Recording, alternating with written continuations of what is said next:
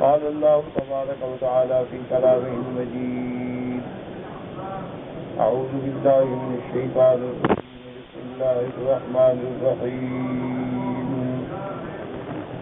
وقضى ربك ألا تعبدوا إلا إياه وبالوالدين إحسانا إما يبلغن عندك الكبر أحدهما أو كلاهما فلا تقل لهما أف ولا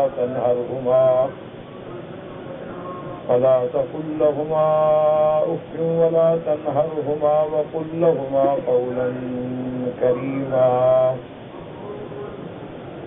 واخفض لهما جناح الذل من الرحمة وقل رب ارحمهما كما ربياني صغيرا. قال المؤلف رحمه الله تعالى: أدام النفع بعلومه وعلومكم في الدارين آمين. إلى أن قال: يقول تعالى آمنا بعبادته وحده لا شريك له فإن القضاء هاهنا بمعنى الأمر. اب مفسر رحمۃ اللہ علیہ فرماتے ہیں کہ اللہ پاک نے حکم دیا اپنی عبادت کا کہ اور اس کو شریک کی عبادت میں کسی کو شریک نہ کرو. سب بندوں کو حکم ہے کہ اسی کی عبادت کرو جو وحدہ لا شریک لہ ہے. فإن القضاء، یہاں لفظ قضا ربک کا، تو قضا جو ہے امر کے معنی، یعنی امر ربک کا، تیرے رب نے حکم فرمایا ہے. قال مجاہد: وقضا ربک یعنی وصا، یعنی اللہ تبارک و تعالیٰ نے وصیت یعنی حکم فرمایا. وصیت بھی حکم ہوتا ہے لیکن وہ زیادہ اہم ہوتا ہے، زیادہ سخت. وقضا قضا کرا ابی بن کعب وابن مسعود والضحاک بن مزاحم ووصى ربک الا تعبدوا الا ایاہ ولہذا قرن بعبادتی بر الوالدین. اور اللہ نے یہاں اپنی عبادت کے ساتھ والدین کی بھلائی کا بھی ذکر فرمایا. قال وبالوالدین احسانا، ایوہ امر بالوالدین احسانا، کہ والدین کے ساتھ بھلائی کا عمل کرو، کیونکہ اللہ خالق حقیقی ہے اور والدین جو ہیں وہ اسباب تخلیق ہیں. تو اللہ کی عبادت ہوگی، والدین کی اطاعت ہوگی، لیکن اس عمل میں اطاعت ہوگی جو اللہ کے رسول کے حکم کے مطابق. اگر اللہ نہ کرے کسی کو والدین حکم دیں کہ قادیانی بن جاؤ، کسی کو والدین حکم دیں کہ تم خارجی بن جاؤ، رافضی بن جاؤ، وہاں اطاعت نہیں ہوگی. لا طاعۃ لمخلوق فی معصیۃ الخالق، کسی بندے کی فرما برداری اس کام میں نہیں ہوتی جس میں اللہ کی نافرمانی ہوتی. ہاں جو کام اللہ کے فرمان کے مطابق ہے اس میں والدین کے ساتھ فرما برداری اور اطاعت ہوگی. جیسے اللہ نے فرمایا: اشکر لی ولوالدیک الی المصیر، کہ میرے بندے میرا بھی شکر کر اور اپنے والدین کا بھی تو نے میری طرف لوٹنا ہے. تو عبادت بھی اللہ کی، شکر بھی اللہ کا، اور والدین سے بھلائی. وقولہ اما یبلغن عندک الکبر احدہما او کلاہما فلا تقل لہما اف. اس کا معنی یہ نہیں ہوتا کہ جوانی میں آپ والدین کو سخت کہہ سکتے ہیں. معنی یہ ہوتا ہے کہ عام طور پہ بڑھاپے میں وہ زیادہ شفقت کے محتاج ہوتے ہیں. ورنہ تو والدین جو ہے جوان ہوں، والدین ٹھیک ہوں، اور اولاد کو ہر حال میں فرما برداری کرے. اولاد اپنے والدین کے سامنے چون چرا بھی نہیں کر سکتی، اولاد اپنے والدین کے سامنے گردن بھی نہیں ہلا سکتی. ہاں اللہ کی نافرمانی نہ ہو بس. فلا تقل لهما اف، اف نہ کرو، کیا مانا؟ ہوں ہاں نہ کرو، جوں چاہ نہ کرو، اور ایسا لفظ نہ کہو جو برا ہو ان کے لیے. ای لا تسمعهما قولا سیئا حتى بلغتا فی والذی هو ادنی مراتب القول السیء، یعنی اپنے والدین کو کوئی ایسا لفظ بھی نہ کہو جو برا لگے. حتیٰ کہ بعض اوقات ہوتا ہے نا آدمی کہتا تو کچھ نہیں، یعنی ایک آدمی غلط بات کر دیتا ہے تو یہ بھی نہ کرو. والدین کے سامنے ہمیں اتنا بھی حق نہیں، یعنی بات نہیں کی لیکن کہتا ہے یار افسوس ہے، کیا کریں والدین غلط کہہ رہے ہیں، تو یہ بھی نہ کرو، جو کہتے ہیں بس ٹھیک ہے. اس کے بعد فرماتے ہیں وَلَا تَنْهَرْهُمَا وَلَا يَصْدُرْ مِنْ كَلِمَا فِعْلٌ قَبِيحٌ، اب جھڑک نہ دو. کوئی فعل قبیح جو ہے نہر کہتے ہیں جھڑکنا، اور کوئی ایسا لفظ نہ ہو جس میں ان کی توہین اور سبکی ہوتی ہے. کما قال تعالی البین بھی قولی ولا تنہرما الا تنبیت علیہما، یعنی یہ نہیں کہ اچھا چھوڑو جی ہاتھ چھٹک دے، یہ بھی نہ کرو.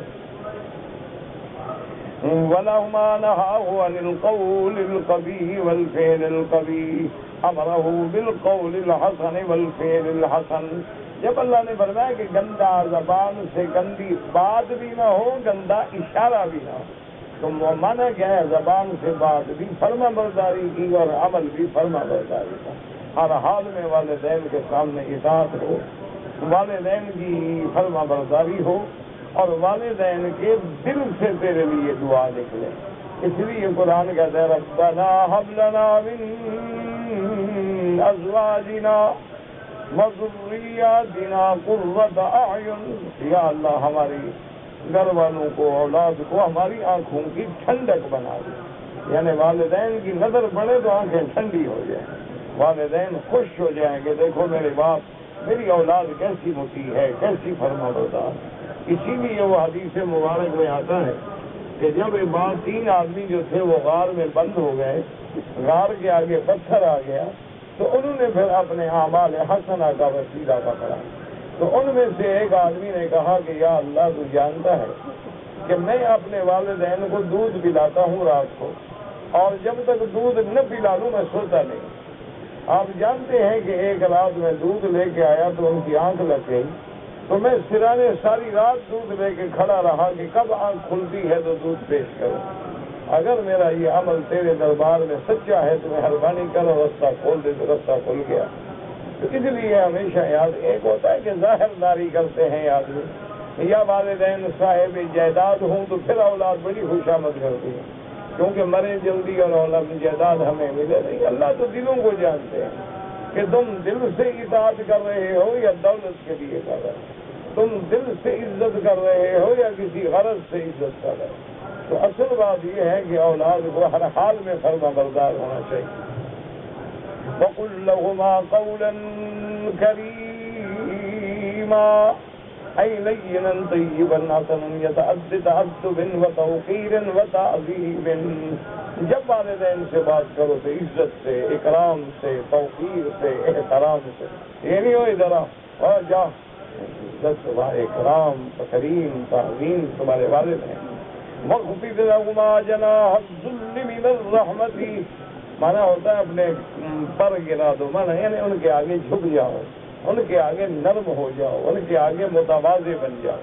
اَيْ تَوَاضَعَ لَهُمَا بِفِعْلِكَ وَقُلْ رَبِّ ارْحَمْهُمَا كَمَا رَبَّيَانِي صَغِيرًا.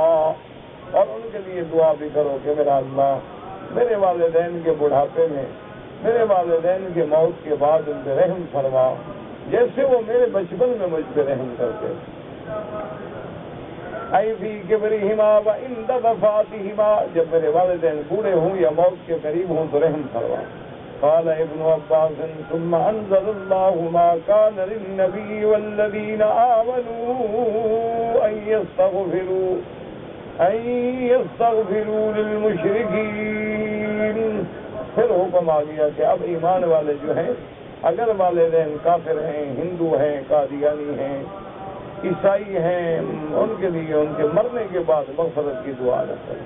ہاں جب تک وہ زندہ ہیں تو اللہ سے ہدایت مانگو اور ان کے ساتھ صلہ رحمی کرو چاہے والدین کافر ہیں. جیسے کہ حدیث مبارک میں آتا ہے کہ بی بی اسماء رضی اللہ تعالی عنہا، یہ بی بی عائشہ کی بہن ہے، حضور کی خدمت میں آئی کہ یا رسول اللہ جاءت امی وہی مشرکۃ، کہ حضور میری اماں آئی ہے لیکن وہ تو مشرک ہے، تو کیا میں اپنی اماں کا احترام کروں؟ انہوں سیدھی اماں کی اپنے اماں کے ساتھ بہتر سلوک کرو. تمہاری ماں ہے، کافر ہو تو کیا ہے، مشرک ہو تو کیا ہے. وقد جاء في بر الوالدين احاديث كثيرة منها الحديث المروي من طرق عن انس رضي الله تعالى عنه وغيره ان النبي صلى الله عليه وسلم صعد المنبر ثم قال آمين آمين آمين. قيل يا رسول الله على ما أمنت؟ قال أتاني جبريل عليه السلام فقال يا محمد رغم أنف رجل ذكرت عنده فلم يصل عليك اللهم صل قل آمين فقلت آمين ثم قال رغم أنف رجل دخل عليه شهر رمضان ثم خرج فلم يغفر له قل آمين فقلت آمين ثم قال رغم أنف رجل أدرك والديه أو أحدهما فلم يدخلاه الجنة قل آمين فقلت آمين. اب مفسر رحمۃ اللہ علیہ فرماتے ہیں کہ وہ چند احادیث جو بر الوالدین کے متعلق ہیں وہ ذکر کرتا ہوں، جن میں یہ حدیث مبارک ہے جس کو حضرت انس اور دیگر صحابہ نے روایت کیا ہے کہ ہمارے آقا سرکار دو عالم رحمت مجسم سیدنا محمد رسول اللہ صلی اللہ علیہ وسلم اپنے منبر پہ جب کھڑے ہوئے خطبے کے لیے تو 3 دفعہ حضور نے فرمایا آمین آمین آمین. صحابہ حیران ہو گئے کہ حضور تو کبھی ایسے نہیں فرماتے. تو جب آپ فارغ ہوئے انہوں نے پوچھا علامہ منت یا رسول اللہ صلی اللہ علیہ وسلم، حضور آپ نے کس بات پہ آمین کہی ہے؟ حضور نے فرمایا کہ ابھی جبریل علیہ السلام آئے تھے اور انہوں نے کہا کہ حضور اللہ اس شخص کے منہ کو بھی مٹی میں ڈالے جس کے سامنے تیرا ذکر ہو اور تجھ پہ درود نہ پڑھے، کہو آمین. تو کہتے ہیں حضور نے کہا کہ میں نے بھی کہا آمین. تو جب بھی حضور کا نام آئے اللہم صلی علی محمد وعلی آل محمد کما صلیت علی ابراہیم وعلی آل ابراہیم انک حمید مجید. اگر آدمی زیادہ نہ پڑھ سکے تو صلی اللہ علیہ وسلم لازم ہے کہ کیوں اس سے بڑی بد دعا ہے کہ جبریل کہے اور حضور آمین کہے، وہ تو بندہ مارا گیا تھا. اور اس کے بعد جبریل نے کہا کہ حضور جس آدمی کو رمضان کا مہینہ ملے اور گزر جائے اور یہ بخشا نہ جائے اللہ اس کو بھی ہلاک کر دے. یعنی ایسا مہینہ کہ جس میں رحمت ہی رحمت ہے، بخشش ہی بخشش ہے، مغفرت ہی مغفرت ہے، تو اس میں بھی یہ بندہ نہ بخشا جائے. یعنی رمضان کا احترام نہیں، نہ روزہ ہے، نہ نماز ہے، نہ قیام ہے، اسی طرح گناہوں میں مبتلا ہے، تو رمضان آنے کا فائدہ کیا ہوا؟ تو کہو گے تو حضور نے کہا اس پر بھی میں نے آمین. اس نے کہا حضور رغمان فرج اس آدمی کے لیے بھی ہلاکت ہو جس کو والدین ملے یا ایک ملے اور اس کو وہ جنت میں داخل نہ کرائیں، یعنی والدین کی اطاعت نہ کرے، تو سمجھو اللہ اس کو بھی برباد کرے. حضور صلی اللہ علیہ وسلم نے کہا آمین. تو والدین کی اطاعت جو ہے وہ جنت کا ذریعہ ہے، اور والدین کی ناراضگی جو ہے وہ جہنم کا ذریعہ ہے. والدین کی رضا میں اللہ کی رضا ہے اور والدین کی ناراضی میں اللہ کی ناراضی ہے. تو اب رمضان المبارک کا مہینہ آ رہا ہے، ابھی سے تیار ہو جائیں، ذہنن بھی، جسمن بھی، عقلن بھی. سمجھیں کہ ایک نعمت آ رہی ہے جس کو ہم نے حاصل کرنا. یہ نہ ہو کہ رمضان کو وبال سمجھیں، رمضان آ گیا روزہ ہوگا کیسے ہوگا فلاں ہوگا. یہ تو ایک نعمت ہی نعمت، رحمت ہی رحمت ہے، اور خاص طور پہ ان لوگوں کے لیے جن کو اللہ رمضان المبارک کا مہینہ حرمین الشریفین یعنی مکہ مبارک اور مدینہ منورہ میں نصیب فرمائے، وہ تو خوش نصیب ہیں. اور ایک عمرہ اگر رمضان کا مل جائے تو ایسے سمجھو جیسے محمد رسول اللہ کے ساتھ حج کیا صلی اللہ علیہ وسلم. حضور نے فرمایا کہ جو آدمی رمضان المبارک میں عمرہ کرے تعدل کا حجت، اور ایک روایت میں تعدل کا حجت معی، کہ وہ اس ثواب ایسے ہے جیسے میرے ساتھ حج کیا. تو جو لوگ پاکستان سے آ گئے ہیں وہ اپنے پروگرام ایسے بنا لیں کہ رمضان کے اول میں مدینہ شریف چلے جائیں، یا رمضان سے ایک دن پہلے مدینہ شریف چلے جائیں، وہاں ایک روزہ رکھ کے حرام باغ کی عمرہ کر کے جانا ہو چلے جائیں، تاکہ ان کو میقات کا عمرہ مل جائے، رمضان کا عمرہ مل جائے. اور جن کے بعد اتنا وقت نہ ہو تو پھر عمرہ مسجد عائشہ سے بھی کر لیں، جہرانہ سے بھی کر لیں، لیکن وہ جو میقات کا عمرہ ہے اس کا کوئی مقابلہ نہیں. حدیث آخر قال الامام احمد حدثنا حشیم قال حدثنا علی بن زید بن زرارة بن عوف عن مالك بن الحارث عن رجل منهم انه سمع النبي صلى الله عليه وسلم يقول من ضم يتيما من ابوين مسلمين الى طعامه وشرابه حتى يستغنى عنه وجبت له الجنة البتة ومن اعتق امرأ مسلما فقال فقاقه من النار يزيد كل عضو منه عضوا منه. اب اس حدیث سے مبارک میں آتا ہے کہ حضور پاک سے میں نے سنا فرمایا من ضم یتیمن، کوئی آدمی ایک مسلمان یتیم لڑکا ہے اس کو اپنے گھر میں رکھ لے، لڑکا ہے لڑکی ہے کوئی، اس کو کھانا کھلائے، کپڑے پہنائے، خدمت کرے اور اس کا خیال رکھے. حضور پاک نے فرمایا کہ اس کو اللہ تبارک و تعالی یعنی اس کی وجہ سے جنت اس کے لیے واجب کر دیں گے. اور اسی طرح حضور نے فرمایا کہ اگر کسی بندے کے پاس کوئی مسلمان غلام ہے آزاد کر دے تو جب اس کو آزاد کرے گا اللہ اس کے ہر عضو کو جہنم سے آزاد کر دے. ثم قال حدثنا محمد بن جعفر قال حدثنا شعبة سمعت علي بن زيد بن ذكرمان إلى أنه قال عن رجل من قومه يقال له مالك وابن مالك وزاد ومن أدرك والديه أو أحدهما فدخل النار فأبعده الله. جس آدمی کے والدین زندہ ہیں، والد یا والدہ، اور پھر بھی وہ جہنم میں گیا تو اللہ اس کو اور جہنم میں دور کر دے. کہ والدین تیرے پاس ہیں بس دعائیں لو اور جنت میں جاؤ تو مسئلہ ہی کوئی نہیں. اچھا پھر والدین کو راضی کرنا کیا مشکل ہے؟ والدین کا تو دل ہی ایسا ہوتا ہے نا کہ اولاد لاکھ غلطی کرے بس 5 منٹ سامنے معافی مانگ لو بس والدین تو والدین کو راضی کریں اور جنت حاصل کریں. حدیثنا وقال الامام حدثنا عفان بن حماد بن سلمة حدثنا علي بن زيد بن زرارة بن عوفان مالك بن القشيري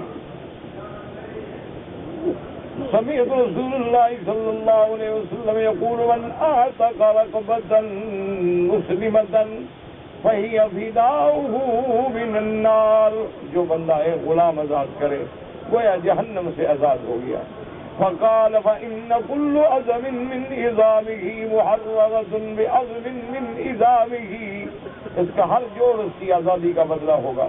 فمن أدرك أحد والديه ثم لم يغفر له، اگر والدین ملے اور پھر بھی نہ بخشا گیا تو یہ اللہ کی رحمت سے دور ہو گیا. فأبعده الله عز وجل. ومن ضم يتيما من ابوین مسلمین، کوئی مسلمان یتیم لڑکا ہے یا لڑکی اس کو اپنے رکھ دیا الی طعامہ و شرابہ، کھانے میں پینے میں، حتی یغنیہ اللہ وجبت لہ الجنہ، اللہ اس کے لیے جنت لازم کر دیتے ہیں. حدیث آخر قال امام احمد الحجاج محمد جابر قال حدثنا حدث ابي مالك القشيري قال قال النبي صلى الله عليه وسلم من أدرك والديه أو أحدهما ثم دخل النار من بعد ذلك فأبعده الله وأسحقه معنى بعيد، أسحق معنى ببعيد. ورواه أبو داود الشافعي بزيادة أخرى حديث آخر قال الإمام أحمد حدثنا عفان قال حدثنا أبو عوان صهيب بن سعدي النبي رضي الله تعالى عن النبي صلى الله عليه وسلم قال رغم أنف ثم رغم أنف رجل أدرك أحد أبويه أو كلاهما عند الكبر ولم يدخل الجنة. وهي حديث مبارك صحيح من هذا الوجه ولم يخرجوه سوى مسلم من حديث أبي أوانة وجرير وسليمان بن بلال عن سهيل به. حديث آخر قال الإمام أحمد حدثنا ربيعي بن إبراهيم وقال أحمد وخزوان علي وقال فضل أخي أن عبد الرحمن صلى سيدنا أبي هريرة رضي الله تعالى عنه قال قال رسول الله صلى الله عليه وسلم رغم أنف رجل ذكرت عنده فلم يصلي علي الله صلى الله عليه وسلم ورغم أنف رجل دخل عليه شهر رمضان فانسلخ فلم يغفر له ورغم أنف رجل أدرك عنده أبواه الكبر فلم يدخلاه الجنة. قال ربيعي لا أعلمه إلا قال أو أحدهما. ورواه الترمذي عن أحمد بن إبراهيم الدورقي بن إبراهيم ثم قال غريب بن هذا الوجه حديث آخر قال الإمام أحمد حدثنا يونس قال حدثنا محمد قال حدثنا عبد الرحمن بن سوسيل قال حدثنا أسيد بن علي النبي عبيد النبي سيد ومالك بن ربيعة السائدي قال بينما أنا جالس عند رسول الله اذ جاءه رجل من الانصار فقال البقى علی من بر ابی شین بعد موتی ما بروا بهما. ایک آدمی حضور کی خدمت میں آیا ہوا انصاری صحابی تھا. اس نے کہا حضور میرے والدین فوت ہو گئے ہیں، لیکن اب والدین کے مرنے کے بعد بھی میں کوئی ان کے ساتھ اچھی بھلائی کر سکتا ہوں. والدین زندہ ہیں تو آدمی خدمت کرتا ہے، اطاعت کرتا ہے، خدمتداری کرتا ہے، لیکن اب والدین جو ہے وفات فرما گئے تو کیا میں ان کے ساتھ بھلائی کر سکتا ہوں؟ حضور نے فرمایا کہ ہاں کر سکتے ہو.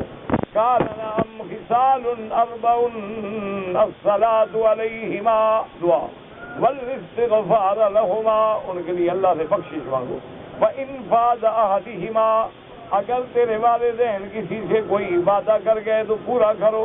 وإکرام صدیقہما، اور ان کے جو دوست ہیں ان کی عزت کرو. والدین کا جن سے تعلق ہے ان کا احترام کرو. وصلة الرحم التي لا رحم لك إلا من قبلهما، اور جن سے والد کی طرف سے رشتہ داری ہے ان رشتہ داروں سے بھلائی کرو، ان رشتہ داروں سے اچھائی کرو. فهو الذي بقي عليك من برهما بعد موتهما، والدین کے بعد ان کے لیے حج کریں، ان کے لیے استغفار کریں، ان کے لیے دعائیں کریں، ان کے لیے مسجدیں بنائیں، مدارس بنائیں، اور سب سے افضل صدقہ ہے پانی کا انتظام کرنا. تو جہاں جہاں پانی بعض علاقے ہیں، جیسے ہمارے تھر کا علاقہ ہے سندھ میں، اور روہی کا علاقہ ہے، تھل کا علاقہ ہے، بالکل میلوں تک پانی نہیں، تو وہاں ایک کنواں بنوا دیں، کوئی نل لگوا دیں، کوئی ٹیوب ویل لگوا دیں، لوگ پانی پئیں. اس سے بڑا کوئی صدقہ نہیں. اور نیت یہ کرنے کی یا اللہ اس کا ثواب جو ہے میرے والدین کو پہنچے بس، تو تم بھی بخشے گئے اور والدین بھی بخشے گئے. حدیث آخر قال الامام احمد حدثنا روح قال حدثنا ابن جریج قال اخبرني محمد بن طلحة بن عبد الله بن الدرهم عن جاهمة السلمي إن جاهمة جاء إلى النبي صلى الله عليه وسلم فقال يا رسول الله صلى الله عليه وسلم أردت الغضب وجئتك أستشيرك. ایک آدمی حضور کی خدمت میں آئے، اس نے کہا حضور میرا ارادہ ہے جہاد پہ جانے کا، میں مشورے کے لیے آیا ہوں. قال فهل لك من أم، حضور نے فرمایا کیا تمہاری ماں زندہ ہے؟ قال نعم. فقال فألزمها فإن الجنة تحت رجليها. حضور نے فرمایا کہ جاؤ اپنی ماں کی خدمت کرو. تم جہاد میں نہ جاؤ، ماں کی خدمت کرو، تیری ماں کے پاؤں کے نیچے جنت ہے. جہاد میں بھی تو جنت کے لیے جا رہے ہو نا، تو لہذا اپنے گھر میں جنت حاصل کرو. ثم الثانية ثم الثالثة في مقائد شتى كمثل هذا القول، یعنی کئی دفعہ میں نے یہ بات سنی. فرما النسائی واجہ الرجمید قال امام احمد بن خلف ابن الولید قال حدثنا ابن عیاش عن يحيى بن سعد عن خالد بن معدان عن المقدام بن معدي كرب عن النبي صلى الله عليه وسلم قال إن الله يوصيكم بآبائكم، إن الله يوصيكم بأمهاتكم، إن الله يوصيكم بأمهاتكم، إن الله يوصيكم بأمهاتكم، إن الله يوصيكم بالأقرب فالأقرب. اللہ نے تمہیں حکم دیا والد کی اطاعت کا، والدہ والدہ والدہ، اور اس کے بعد جتنے رشتہ دار ہیں قریب ان سب کی اطاعت، فرما برداری اور تعلق. وأخرجه ابن ماجه من حديث عبد الله بن عياش به. حديث آخر قال أحمد حدثنا يونس قال حدثنا أبو أبانة عن أشعث بن سليم أن النبي عن رجل من بني يربوع قال أتيت النبي صلى الله عليه وسلم سمعته وهو يكلم الناس يقول يد المهد العليا أمك وأباك وأختك وأخاك ثم أدناك وأدناك. حضور نے فرمایا کہ ہاتھ اوپر والا بناؤ، دینے والا بناؤ، مانگنے والا نہ بناؤ. یعنی اللہ توفیق دے، پیسہ نہیں ہے پانی پلا دو. پیسہ نہیں ہے تو اس کے سامنے مسکرا دو، یہ بھی صدقہ ہے۔ تو بھیک نہ مانگو، ہاتھ نہ پھیلاؤ، قیامت والے دن یہ جو مانگنے والے ان کے چہرے پھٹے ہوئے ہوں گے اور میدان حشر میں کھڑے ہوں گے، خموشن خدوشن فی وجہہ یوم القیامت۔ اور حضور نے فرمایا پھر اپنے والد والدہ جتنے قریبی رشتہ دار ہیں سب سے بھلائی کرو۔ حدیث آخر قال الحافظ ابو بکر احمد بن عمرو بن عبد الخالق البزار فی مسندہ حدثنا ابراہیم بن المستمر العروقی قال حدثنا عمرو بن سفیان قال حدثنا الحسن بن ابی جعفر عن لیث بن ابی سلمہ عن علقمة بن مرصد عن سلیمان بن بریدة عن نبیہ ان رجلا كان في الطواف حاملا امه يطوف بها فسأل النبي صلى الله عليه وسلم حقها قال لا ولا بزفرة واحدة او كما قال ثم قال رضي الله عنه الا من هذا الوجه قلت ولا النبي جعفر ضعيف والله اعلم۔ اس روایت میں آتا ہے کہ ایک آدمی اپنی والدہ کو کندھے پہ اٹھا کے طواف کرا رہا تھا، تو حضور کی خدمت میں آ کے کہنے لگا حضور میں نے اپنی ماں کا حق ادا کیا، اس کے ایک انگوٹھے کا حق بھی تو انہیں ادا نہیں کیا، ایک ناخن کا بھی نہیں، اس نے تمہیں 9 مہینے اٹھایا ہے تو ایک 7 چکر میں حق ادا ہو گیا تمہارا۔ اس لیے آپ نے فرمایا اتنی خدمت کے بعد بھی آدمی اپنے والدہ کا حق ادا نہیں کر سکتا۔ واللہ تعالی اعلم۔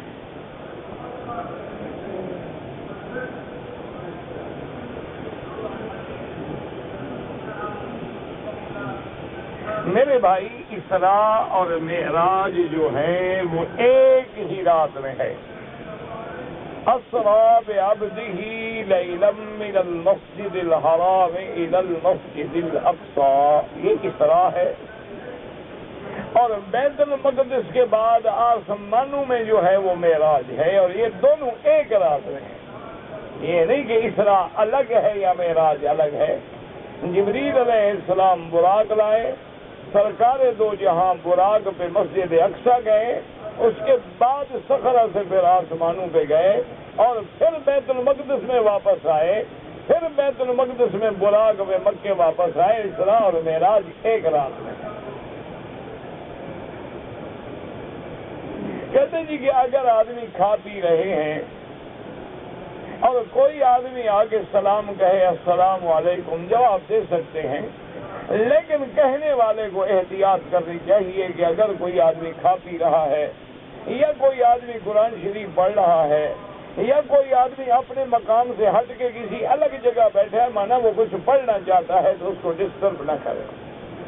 تو لیکن اگر کہے گا السلام علیکم تو آپ جواب دیں گے۔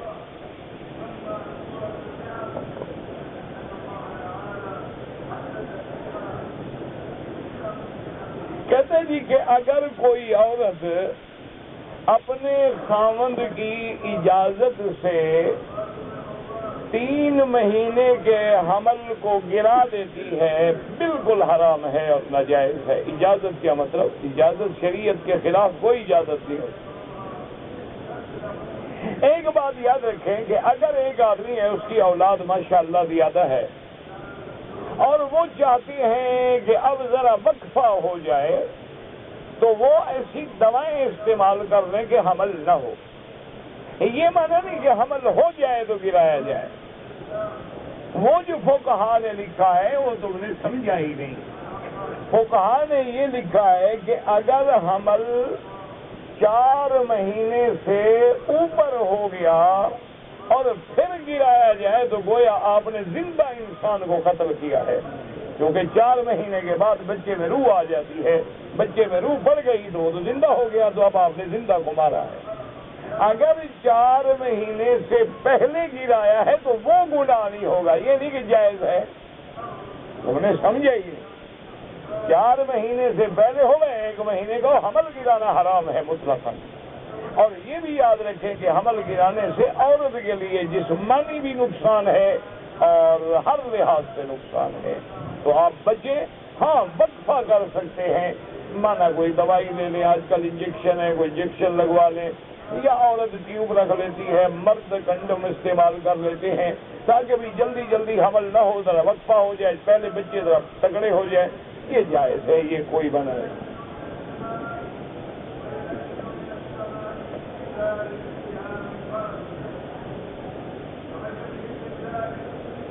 کہتے ہیں جی کہ اگر عورت عمرہ کرنے کے بعد بال کاٹنا بھول گئی، اب اپنے گھر میں، ہاں بالکل گھر سے مراد مکے میں گھر ہے یا جہاں بھی رہتے ہیں، ہوٹل ہے، وہی کاٹ لے، کوئی ضروری نہیں کہ مروا پہ کاٹے۔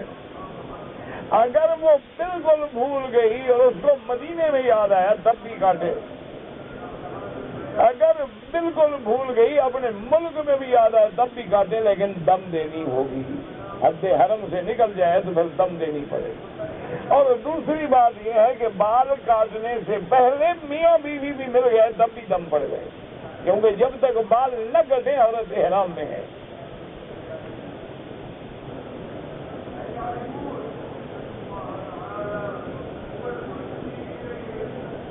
کہتے جی کہ ہم گھر سے جب چلتے ہیں تو ہماری نیت یہ ہوتی ہے کہ ہم جدے جائیں گے اور وہاں ہمارا کام ہے اور کام کریں گے اور پھر جدے سے احرام باندھیں گے۔ آپ کو دم نہیں پڑے گی، لیکن آپ تو میقات کے عمرے سے محروم ہو گئے۔ اللہ کے بندے پاکستان سے آ رہے ہو، جدے اترنے کے بعد 2 گھنٹے لگیں گے، عمرہ کر کے جدے چلے جائے تاکہ تمہیں میقات کا عمرہ بھی مل جائے اور اختلاف سے بھی بچ جاؤ۔ اور اتنی بڑی سعادت ہے کہ چھوٹا حج حاصل ہو رہا ہے، بس ایک بہانے ہیں، اور بہانہ جب ہو تو پھر 100 آدمی عقل سے مسئلے ڈھونڈ لیتا ہے۔ بہرحال جب بھی اللہ پاکستان سے آئیں، عرب سے آئیں، مدینہ سے آئیں، جب بھی آئیں کوشش کریں کہ بغیر احرام کے نہ آئیں۔ یہ میقات کیوں بنائے گئے ہیں؟ یہ مکے کا ادب ہے۔ وقت رسول اللہ 5 مواقیت، حضور نے 5 میقات بنائے ہیں، ذل حلیفہ ہے، جوفہ ہے، قرن المنازل ہے، یلملم ہے اور وادی سیل۔ ان سے گزرو یا ان کے محاذ سے گزرو، بغیر احرام کے اندر نہیں آ سکتے۔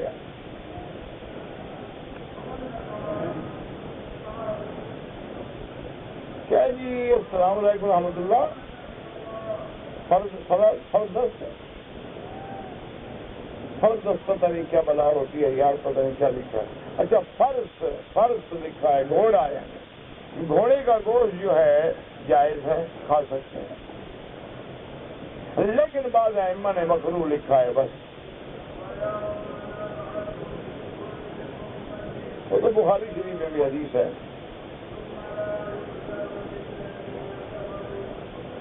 کہتے ہیں جی کہ میں نے اپنی بہن کو قرضہ دیا تھا، 7-8 سال ہو گئے ہیں، تو کیا اس قرضے سے میں زکوٰۃ نکال سکتا ہوں؟ یعنی جو قرضہ ڈوب جائے وہی اللہ کو دے رہے ہو؟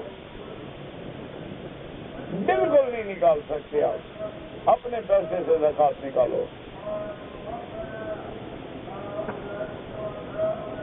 یعنی پہلے بہن کو دے دیا کہ بہن راضی ہو جائے، اب کہتے ہیں اللہ بھی راضی ہو جائے۔ رکن یمانی پہ سرکار دو جہاں نے ہاتھ لگایا ہے، ہاتھ لگانا سنت ہے۔ اور ایک روایت مبارک میں ہے کہ جب آدمی رکن یمانی پہ آئے اور موقع ملے اور دھکے نہ ہوں اور کپڑے نہ پھٹیں اور کسی کو دھکے وکے نہ دے، تو دایاں ہاتھ جو ہے بسم اللہ اللہ اکبر وللہ الحمد اللہم انی اسألک العفو والعافیہ ربنا آتنا فی الدنیا، جب یہ دعا کرے تو اللہ کے ہزاروں فرشتے کہتے ہیں آمین آمین آمین، اللہ اس کی دعا منظور فرما۔ کہتے جی کہ باغ بٹن میں بہشتی دروازہ ہے، بالکل جھوٹ ہے، اللہ ان کو بھی ہدایت دے، اور جو وہاں منتظمین ہیں، سجادہ نشین ہیں، اللہ سب کو ہدایت دے۔ بہشت کسی کے ہاتھ میں نہیں، اگر دروازے گزرنے سے بہشت ملتی تو پھر مکے میں صحابہ بلا وجہ محنت کرتے رہے، پاپ پٹن چلے جاتے بیچارے۔ جنت تو ایسی چیز ہے کہ حضور نے فرمایا کہ لن يدخل الجنت احد الا برحمتہ، کہ جنت میں اللہ کی رحمت کے سوا کوئی داخل نہیں ہو سکتا۔ صحابہ نے پوچھا بلا انت یا رسول اللہ، حضور آپ نے فرمایا میں بھی اللہ اللہ کی رحمت سے داخل ہوں تو دعا کریں کہ اللہ ہمیں اپنی رحمت سے داخل کر دے تاکہ یہ بہشتی دروازہ اور بہشتی قبرستان اور بہشتی مقبرہ اور بڑا یہ سب لوگوں کی باتیں ہیں. اللہ عالم مرنے کے بعد کیا ہوگا, قبر میں کیا ہوگا. بس دعا کر اللہ خیر کا معاملہ کرے. کوئی دروازہ اگر جنت کا کھلتا تو کعبے میں داخل ہونے سے جنت مل جاتی, حتیم میں داخل ہونے سے جنت مل جاتی, محمد پاک کے مدینے میں داخل ہونے سے جنت مل جاتی. لیکن یہاں دروازے نہیں کھلے ہیں. اور خدا کی شان ہے کہ سرکار دو عالم کی پگڑی مبارک, تلوار مبارک, آسا مبارک, بہشت کا دروازہ مبارک, ساری چیزیں تم لوگ اٹھا کے لے گئے ہو. مکے مدینے میں کچھ بھی نہیں رہا. خدا کا خوف کرو. یہ جاہلوں کے عقیدے ہیں اور لوگوں کو لوٹنے کے لیے بہانے بنائے ہوئے ہیں. کہیں بہشتی دروازہ ہے, کہیں سرکار دو عالم کے بال مبارک ہیں, کہیں سرکار دو عالم کا پگڑی مبارک. خدا کا خوف کرو.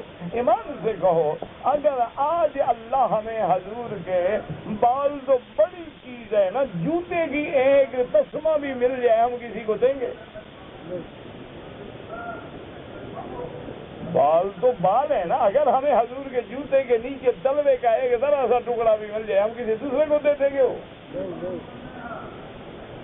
تو حضور نے جب مینا میں بال مڈائے تو صحابہ میں تقسیم ہو گئے. صحابہ نے تو ان کو ایسے چھپا کے رکھا تھا, ایسا محفوظ کر دیا تھا, وصیت کر جاتے تھے کہ مر جائیں تو ہمارے ساتھ دفن کر دو.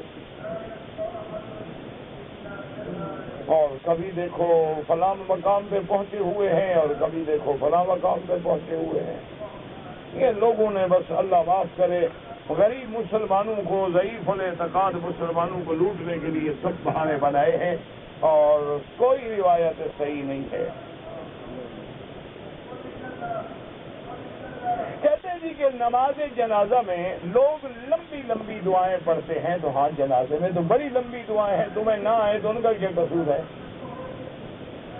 اللہ کے بندے تمہیں نہ آئے تو جو پڑھتے ہیں ان پہ تو اعتراض نہ کرو. جنازے میں تو بڑی لمبی دعائیں ہیں. اللهم اغفره وارحمه وتجاوز عنه اللهم نقه من الخطايا وعينك الثوب الابيض من الدنس اللهم اغسل خطاياه من الماء والثلج والبرد اللهم اكرم نزله وسع مدخله اللهم بدل داره خيرا من داره بدل اهله خيرا من اهله اللهم لا تذلنا بعده ولا تفتنا بعده ولا تحرمنا اجره اللهم ارحمنا. کئی دعائیں ہیں. اگر تمہیں نہیں آتی ہے تو پڑھنے والوں پر تو اعتراض نہ کرو نا. جو تمہیں آتی ہے تمہارے لیے وہی کافی ہے.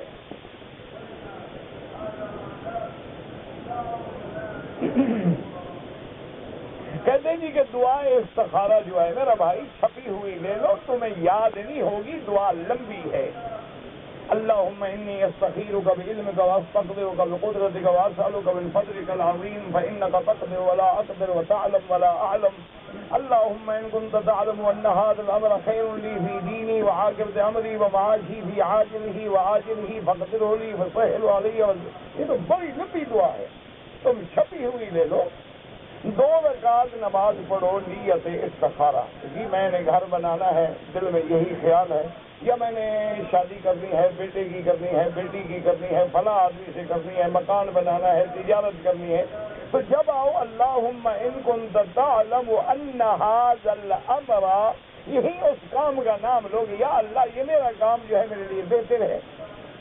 اور آگے جب آئے اللہم ان کنت تعلم ان ھذا الامر, تو وہاں بھی اپنے کام کا نام لو اور 3 دفعہ یہ دعا مانگو, اول آخر درود شریف, اور اس کے بعد چھوڑ دو. اچھا اب تمہیں راز یہ ضروری نہیں ہوتا کہ خواب میں نظر آئے گا. استخارہ کیا ہے جی میں نے خواب دیکھا ہے, وہ ضروری نہیں ہے. خواب نظر آئے آئے, نہ آئے نہ آئے. اب جب صبح اٹھو دیکھو کہ طبیعت کا رجحان کیا ہے کہ کام کروں یا نہ کروں, یا کچھ بھی نہیں. پھر دوسری رات کرو, پھر تیسری رات کرو, پھر چوتھی رات کرو, پھر 5ویں رات کرو, پھر 6ٹھی رات کرو, پھر 7ویں رات کرو. اتنے دنوں میں انشاءاللہ کوئی نہ کوئی امر اللہ تیرے لیے واضح کر دیں گے کہ بھی کام ہونا چاہیے یا نہیں ہونا چاہیے. اب بعض علماء تو فرماتے ہیں کہ 7 رات استخارہ کر کے چھوڑ دو, اگر کام ہو گیا تو سمجھو اللہ کو یہی منظور تھا. ورنہ اللہ ہونے ہی نہیں دیں گے، راستے خود بخود بدل جائیں۔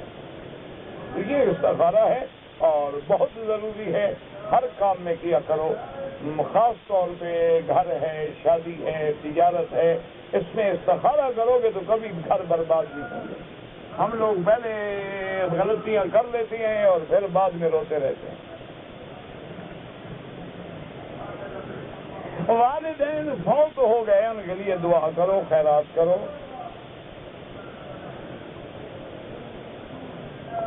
میری والدہ کے ماموں میرے پاس رہتے ہیں، غیر شادی شدہ ہیں، انہوں نے کچھ رقم مجھے دی کہ میں خرچ کر لوں، بعد میں کہا کہ مسجد میں دے دو، مسجد میں دے دو۔ اب تم رہنے کا بدلہ لینا چاہتے ہو؟ ہاں جی، ماموں کو جو رکھا ہے تو پیسے نہ دے، کرایہ روٹی۔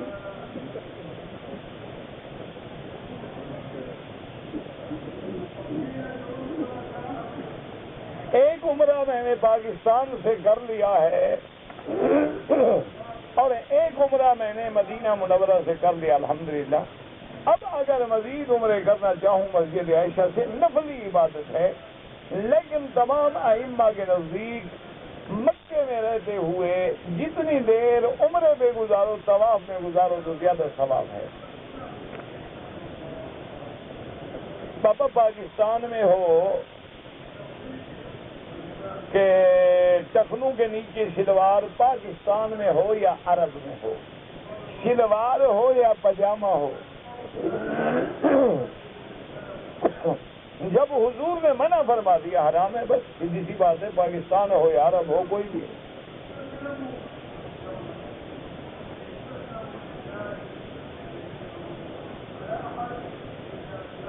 نمازیں پڑھنے کے بعد، تلاوت ذکر کے بعد تکلیفیں آتی ہیں، کوئی بات نہیں، انبیاء پہ نہیں آتی، انبیاء پہ آتی ہیں، اللہ کی طرف سے درجات بلند ہوتے ہیں، گناہ معاف ہوتے ہیں، ہر حال میں آدمی اللہ کا شکر کرے۔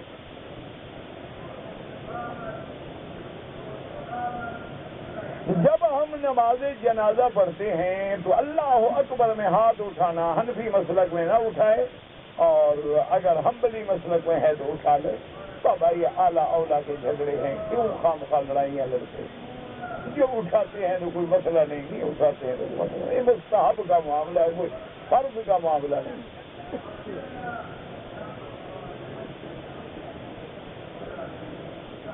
یہ آپ نے سندھی میں لکھا ہے اور اب میں سندھی نہیں پڑھ سکتا ہوں۔ کہتے ہیں جی بعض عورتیں اپنی بھویں جو ہے نا باریک کرتی ہیں، اوپر سے بال نکالتی ہیں، یہ تروش، یہ سب حرام ہے، ناجائز ہے۔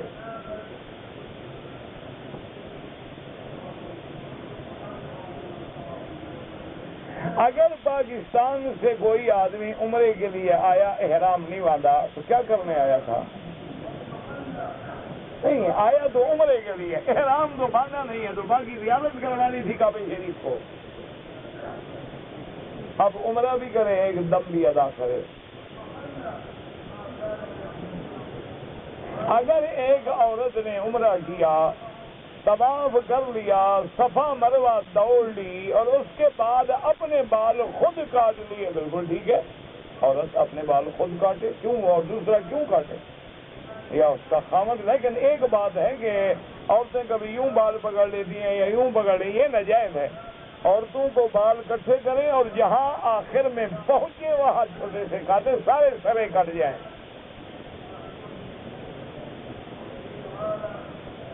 والدین فوت ہو گئے، ان کے لیے نفل، بالکل نفل عبادت کریں، نمازیں پڑھیں، خیرات کریں۔ نماز میں جب ہم امام کے پیچھے کھڑے ہیں تو فاتحہ پڑھیں۔ حنفی مسلک میں مقتدی فاتحہ نہ پڑھے، اگر شافعی ہے تو پڑھے۔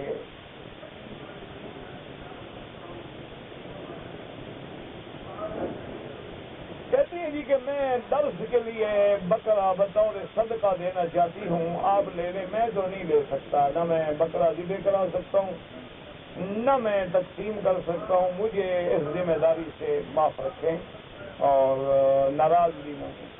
انتظام کرنا پڑتا ہے نا، آدمی ہو جائے، ذبح کرے، تقسیم کرے، یہ ایک بڑا جھنجھٹ ہے اور ذمہ داری ہے، اور میں بڑا چھوٹے دل کا آدمی ہوں، میں ڈرتا ہوں ان چیزوں سے۔ اگر نمازیں قضا ہو گئیں، سب سے پہلے توبہ کرو سچے دل سے، اللہ کی رحمت سے توبہ کرنے سے گناہ معاف ہو جاتے ہیں۔ لیکن اگر الحمدللہ صحت ہے، تندرست ہو، طاقت ہے، نماز قضا پڑھ سکتے ہو تو پڑھو گی، ورنہ اصل علاج توبہ ہے، حقوق اللہ ہے، اللہ اپنا حق معاف کر دیتے ہیں۔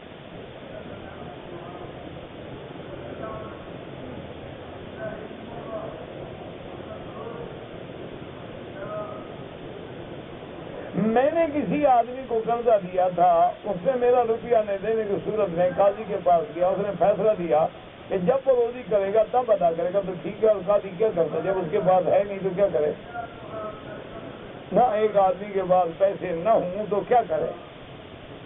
اس لیے ہم جو کاروباری لوگ ہیں نا، سمجھدار، وہ کہتے ہیں کہ جس نے آپ نے قرضہ لیا ہے اس کے لیے دعا کیا کرو کہ اللہ اس کو اور زیادہ دے، اس کے بعد ہوگا تو تیرے دے گا، وہ جب خود بھوکا ہو گیا تو تمہیں کیا دے گا؟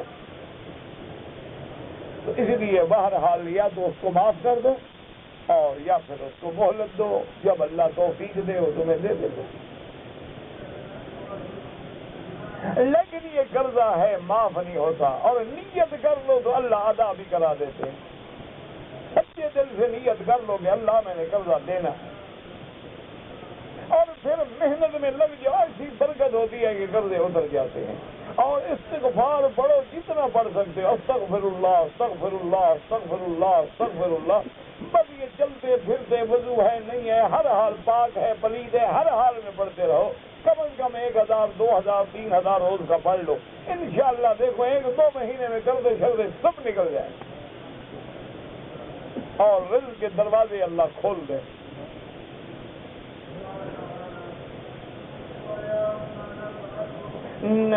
گاؤں کی جس مسجد میں ہم نماز جمعہ پڑھتے ہیں وہاں عید پڑھیں، افضل ہے کہ عید باہر پڑھیں، جگہ نہ ہو تو پڑھ لیں۔ داڑھی کتنی ہونی چاہیے؟ 1 مشت کے برابر۔ ویسے آج کل تو بیوی سے پوچھ کے رکھا کرو، آج کل سنت کے لیے تھوڑا رکھنا ہے، جس طرح تمہیں خوبصورت لگے۔ یعنی سکھ اپنے گرو کی بات نہیں چھوڑتا اور مسلمان محمد کی بات مانتا نہیں۔ انا للہ و انا الیہ راجعون۔ سگریٹ پینے سے وضو ٹوٹ جاتا ہے، وضو تو نہیں ٹوٹتا لیکن گناہ تو بڑھ جاتے ہیں۔ وضو نہیں ٹوٹتا لیکن کلی کرو بدبو نہ آئے۔ یہ نہ ہو کہ نماز میں کھڑے ہوں نا تو ساتھ ماشاءاللہ بعد ایسے بھائی کھڑے ہوتے ہیں حکے والے کہ آدمی کو موت آ جاتی ہے کھڑے کھڑے۔ سجدے میں جاؤ نا معلوم ہوتا ہے ابھی الٹی آ جائے گی، تو ایسی حالت میں دوسروں کو تو خراب نہ کیا۔ جب جہاد فرض ہو جائے، جب فرض عین ہو جائے پھر اجازت کی ضرورت ہے۔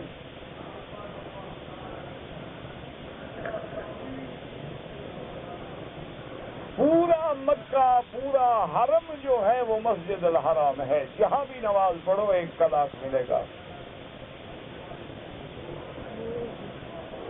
کہتے جی آپ خواتین کے لیے انتظام کریں درس کا۔ میرا بھائی ابھی رمضان شریف آ رہا ہے، ویسے بھی درس مغرب کو نہیں ہوں گے کیونکہ تراویح ہوگی، افطار ہوگا، تو بعد میں جب حج ہوتا ہے تو خواتین کے لیے بھی انتظام ہوتا ہے۔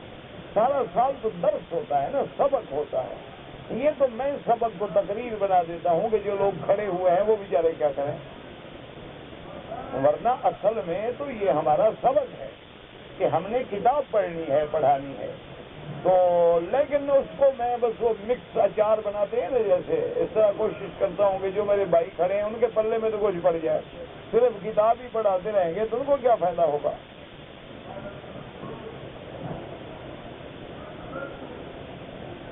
اگر ایک آدمی نے نیت باندھ لی، اگلی صف میں جگہ پڑی ہے تو چلا جائے، شرط یہ ہے کہ سینہ نہ پھرے، سینہ کعبے کی طرف رہے اور 2 قدم سے زیادہ فاصلہ بھی نہ ہو، تو چلا جائے، کوئی بات نہیں۔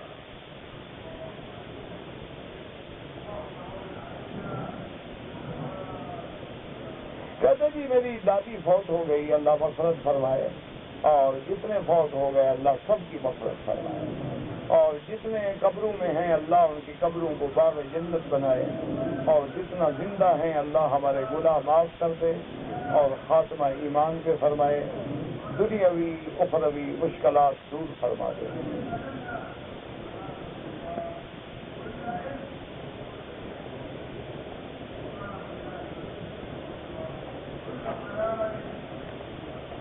میری دعا کریں اللہ مجھے بچے دے اور عالم بنائے، اللہ سب کے بچوں کو عالم بنائے، دین والا بنائے۔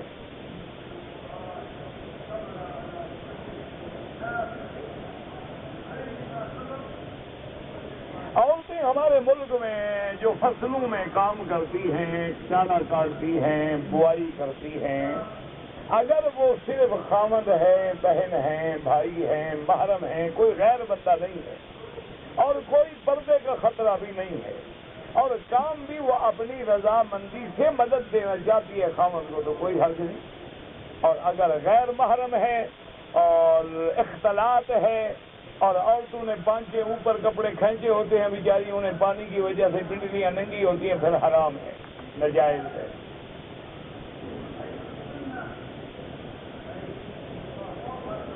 میں مدینہ منورہ سے مکہ آیا، احرام نہیں باندھا، پتہ نہیں تھا، اب تو پتہ لگ گیا ہے۔ عمرہ بھی کرو، ایک بکری دم بھی ادا کرو، پھر انشاءاللہ کبھی نہیں بھولے گا یہ مسئلہ آپ کو۔ اللہ نے دم کیوں رکھی ہے؟ دم دو گے دم نکلے گا تو آئندہ پھر ٹھیک رہو گے۔ 300 کی بکری ضرب 15، 4,500 روپے، مجالے مسئلہ بھولے اگلے سال تمہیں۔ لوگوں کو بھی کہتے رہو گے بھئی حرام باندھا ہے، اللہ نے جو دم رکھی ہے وہ وجہ تو ہے نا، اس کو پتہ ہے بگڑے بگڑے بندے ٹھیک نہیں ہوتے۔ اب جناب عمرہ بھی کریں، ایک بکری دم بھی دیں، انشاءاللہ آئندہ کسی مولوی سے مسئلے پوچھنے کی تمہیں ضرورت ہی نہیں۔ عورت بغیر محرم کے عمرہ اور طواف کر سکتی ہے۔ اب عمرے کا معنی یہ تو نہیں کہ بغیر محرم کے پاکستان سے عمرہ کرنے آ جائے، ناجائز ہے، یا مدینے سے عمرہ کرے بغیر محرم کے، ناجائز ہے۔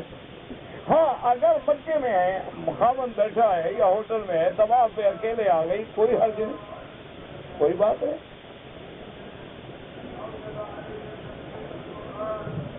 جو لوگ رکن یمانی کو بوسہ دیتے ہیں وہ جائز نہیں ہے۔ کہتے ہیں جی کہ حدیث میں حکم ہے کہ جب آئیں مجلس میں تو سلام کہیں، آپ جب درس میں آتے ہیں سلام نہیں کرتے، اب میرے پاس اس کا کوئی جواب نہیں، میں سلام نہیں کرتا ہوں۔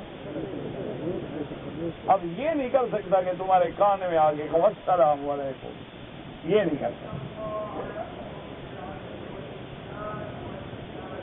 اللہ معاف کرے، مولوی کو نہیں معاف کرتے یار، مولوی بندہ ہوتا ہے، فرشتہ نہیں ہوتا۔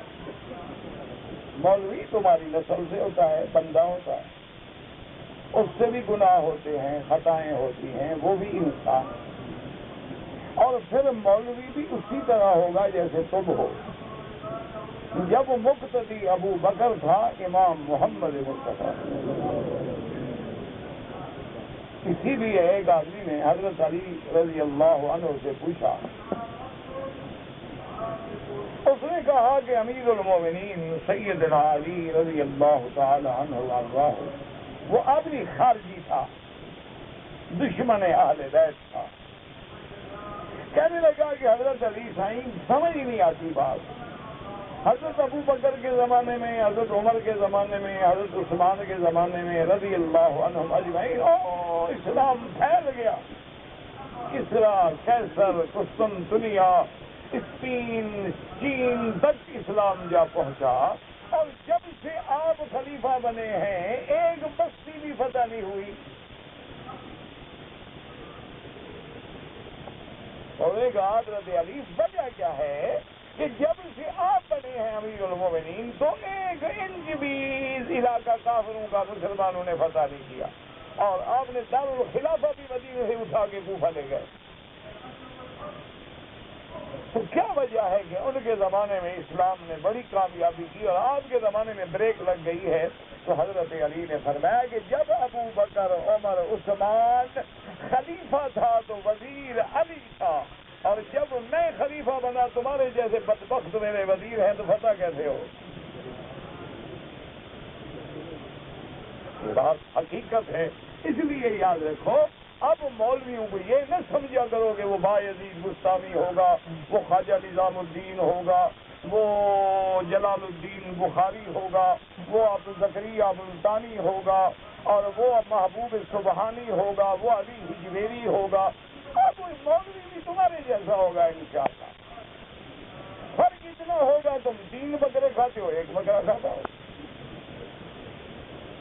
تم رشوت 2 لاکھ لیتے ہو، 10-20 ہزار طویل کے چکر میں مار لیتا ہوگا۔ کام اپنا برابر رہے گا، مولوی فرشتہ نہیں بنتا۔ جب تم ٹھیک ہو جاؤ گے مولوی خود ٹھیک ہو جائے۔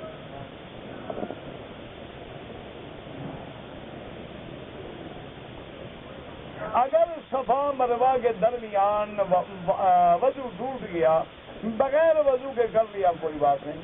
اگر صفا مروا دوڑتے ہوئے عورت کو حیض آ گیا، پوری کرے صفا، کوئی حرج نہیں۔ کہتے جی کہ آدمی میاں بیوی کی جنابت کے بعد جو پسینہ آئے تو کپڑے پلید ہوں گے نہیں ہوں گے؟ اگر ایک گاڑی کی قیمت 40,000 ہے، لیکن وہ کہتا ہے کہ قسطوں پہ لوگے تو قیمت 50,000 ہے، جائز ہے، کوئی منع نہیں۔ اس نے تمہیں دونوں چوائس دے دی ہیں، نقد خریدنی ہے 40,000، ادھار خریدنی ہے 50,000۔ اب گویا تم نے خریدی ہی 50,000 میں ہے، یعنی تیرا میرا سودا ہی 50 میں ہوا ہے، تو یہ جائز ہے۔ سود تو تب ہے کہ میں 40,000 دوں، اس پہ 50 لوں۔ وہ 10,000 میں نے کس کے بدلے میں لیا؟ پیسے پہ لیا ہے۔ یہ میں نے پیسے پہ تو نہیں لیا، میں نے تو چیز بیچی ہے۔ بات کو سمجھیں، دونوں میں فرق ہے آسمان و زمین کا۔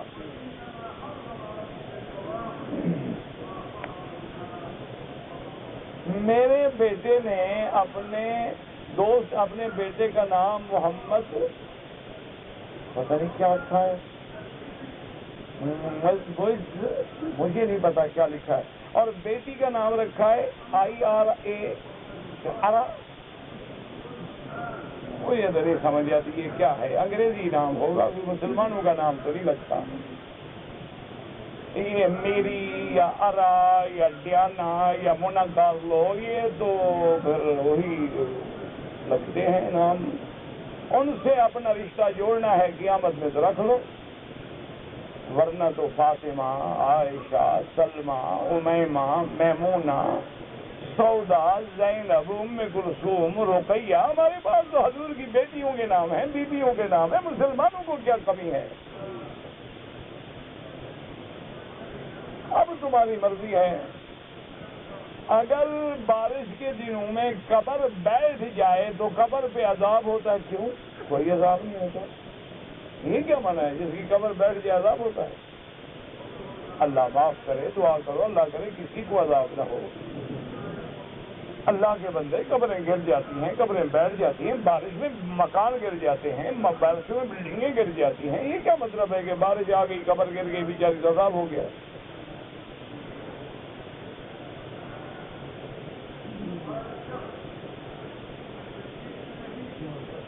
اگر جنابت میں غسل کریں اور وہ پانی بدن سے دوسری جگہ لگے، وہ پانی جب تک اچھی طرح صاف نہ ہو جائے پلید ہے۔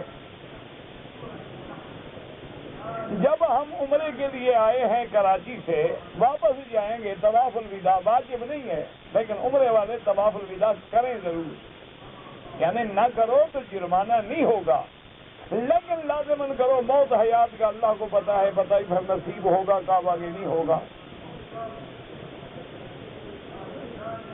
میں نے اپنی بیٹی کا نام تحریم رکھا ہے۔ بہرحال یہ تحریم جو ہے حرمت سے بھی ہے، حرام سے بھی ہے، لیکن یہ نام نہ کبھی صحابہ نے رکھا، نہ انبیاء نے رکھا ہے۔ آج کل اصل مشکل یہ ہو گئی ہے، لوگ کہتے ہیں میاں نام ہو جو پہلے کسی کا نام۔ میرا اپنا ایک مولوی دوست ہے، میرے ساتھ ناراض ہو گیا، میرا دوست ہے، میرا بھائی، اب بھی میرا بھائی ہے، ناراض ہو جائے تب کیا ہے؟ دوست ناراض ہوتے ہیں.